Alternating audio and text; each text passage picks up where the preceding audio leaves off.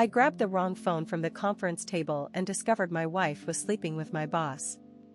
The Samsung looked identical to mine. Same black case, same scratched corner from when I dropped it last month. I didn't realize the mistake until I was already in the elevator, heading down from the 20th floor after our quarterly review meeting. The first text notification popped up as the doors closed.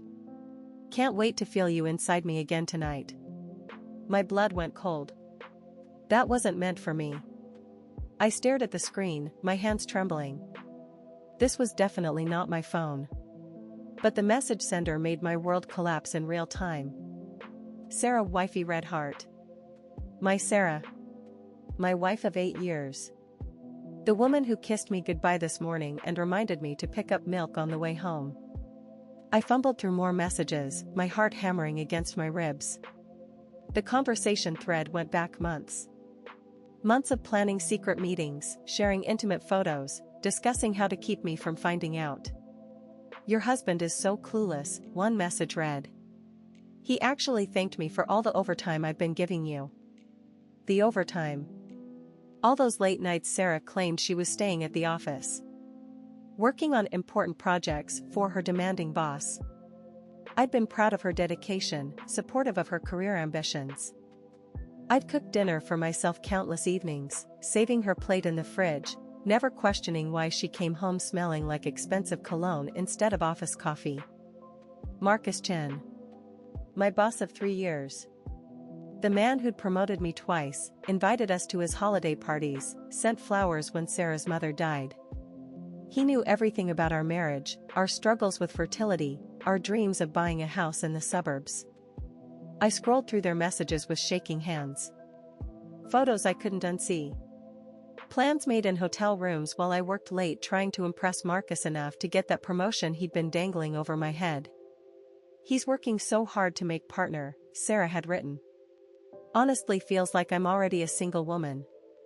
The elevator reached the parking garage. I stumbled to my car, gasping for air that wouldn't come. 8 years of marriage.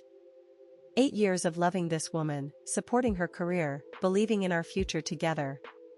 And she'd been playing house with my boss while I worked my ass off to provide for us. My hands were shaking so badly I could barely start the engine. The rage was building, hot and destructive, threatening to consume everything in its path. I wanted to drive straight home, confront her, scream until my voice gave out. But then another message popped up. Meeting tomorrow at 2 p.m. to finalize the divorce papers. He still has no idea. After that, we can finally be together openly. Divorce papers. They weren't just having an affair. They were planning my entire life's destruction, and I was the last person to know about it. That's when something shifted inside me.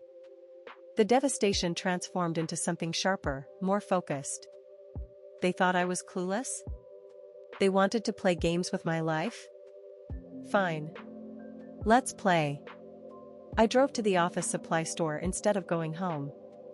Bought a voice recorder, a small camera, and a new phone charger. Then I went back to the office building and waited in the parking garage until Marcus came down to get his phone. Thank God, he said when I handed it over. I was panicking about losing client contacts. No problem, I smiled. Happens to the best of us. He had no idea I'd already forwarded every single message, photo, and video to my personal email account. Over the next week, I became someone I'd never been before. Strategic. Patient. Ruthless.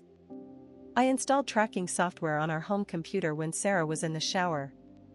I documented her lies about working late, cross-referencing them with Marcus's calendar that I had access to as his direct report.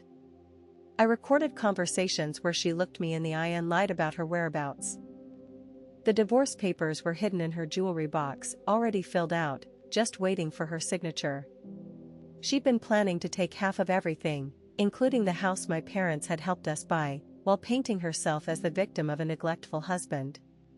But I was done being the victim. On Friday afternoon, I scheduled a meeting with Marcus's boss, the regional director. I brought copies of everything. The affair messages. Screenshots of company emails showing Marcus giving Sarah preferential treatment and promotions she didn't qualify for. Evidence that he'd been using company resources to book hotel rooms for their meetings. "This is a clear violation of our ethics policy," the regional director said, her face pale as she reviewed the evidence. "Marcus will be terminated immediately." "There's more," I said. "They've been planning this for months. Using insider information about my work schedule, my projects, even confidential client meetings to coordinate their affair." By Monday morning, Marcus was clearing out his office. The company couldn't risk the liability of keeping him. Not with this level of evidence showing abuse of power and company resources. But I wasn't done. I filed for divorce first, citing adultery with evidence that would make it impossible for Sarah to claim any innocent mistakes. My lawyer was amazed at how thoroughly documented everything was. "Usually these cases are he said she said," she told me. "But you have recordings, messages, financial records showing the affair. She won't be able to deny any of this." When Sarah came home that night, expecting to find her clueless husband making dinner, she found me sitting at the kitchen table with divorce papers and printed screenshots of every message they'd ever sent. Her face went completely white. "I can explain," she whispered. "No need," I said calmly. "It's all here in black and white." 8 months of explanations. "Oh, and Sarah? Marcus got fired today. Something about ethics violations and misuse of company resources. Turns out sleeping with subordinates' wives is frowned upon in corporate America." She collapsed into the chair across from me, tears streaming down her face. "How did you find out?" "You can thank Marcus for that." Wrong phone, right lesson. The divorce was finalized 3 months later. Sarah got nothing except her personal belongings and half the debt on her credit cards.